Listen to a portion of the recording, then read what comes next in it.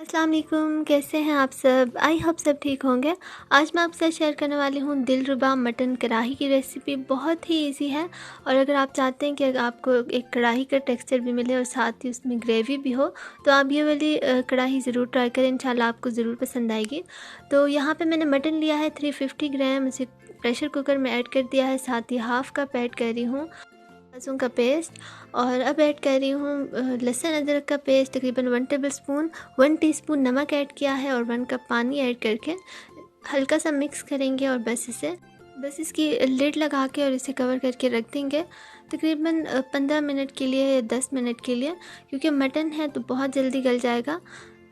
तो बस इसे कवर कर दूँगी।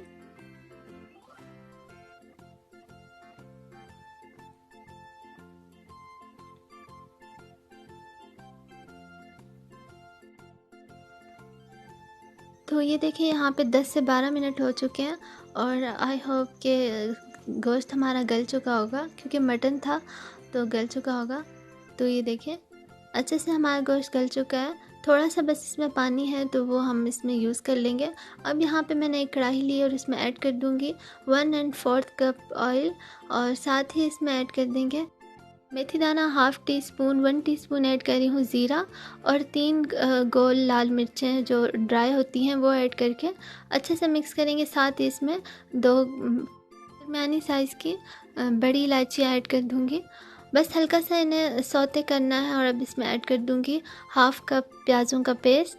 हाफ़ कप हमने उसमें ऐड किया था बॉयल करते हुए और हाफ़ कप अभी ऐड कर रही हूँ। और अब इसमें ऐड कर दूँगी बॉयल किया हुआ मटन। अच्छे से इसे फ्राई कर लेंगे, बहुत अच्छे से इसे भूनना है।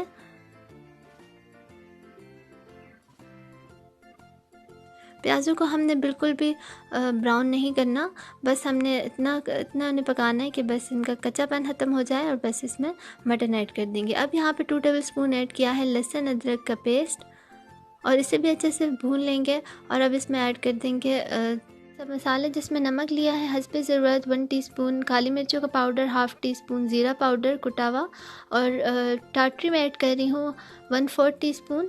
अगर आपके पास नहीं है तो स्किप कर दें और नहीं अगर है तो ज़रूर ऐड करें।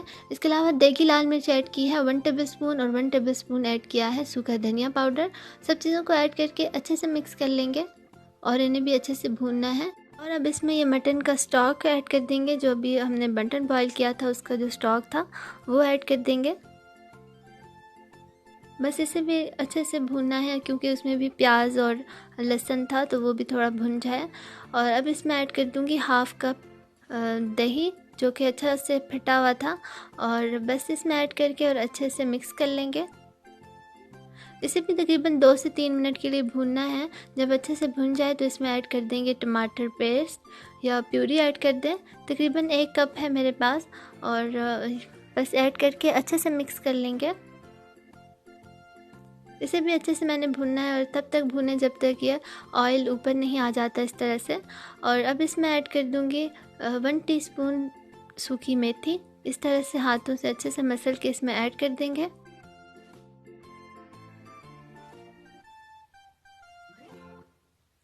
और बस अब इसमें ऐड कर दूंगी मैं जूलियन कट ये अदरक थोड़ी सी।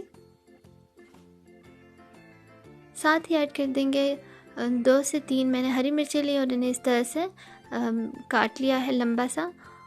बस ये ऐड करके अच्छे से मिक्स करेंगे और बस इसे कवर करके रख देंगे तकरीबन 3 से 4 मिनट के लिए। दम पे रखेंगे बिल्कुल स्लो फ्लेम पे। तो ये देखिए 2 से 3 मिनट यहाँ पे हो चुके हैं और दम आ चुका है। कढ़ाई को बहुत ही ज़बरदस्त बनी है। तो बस इसे मैं डिश आउट कर दूँगी। तो ये देखिए ज़बरदस्त सी दिलरुबा कढ़ाई हमारी रेडी है। आप भी इसे ज़रूर ट्राई करें, इंशाल्लाह आपको ज़रूर पसंद आएगी। तो अगर आपको वीडियो पसंद आई तो प्लीज़ इसे लाइक करें और मेरे चैनल को ज़रूर सब्सक्राइब करें। Thanks for watching. अल्लाह हाफिज़।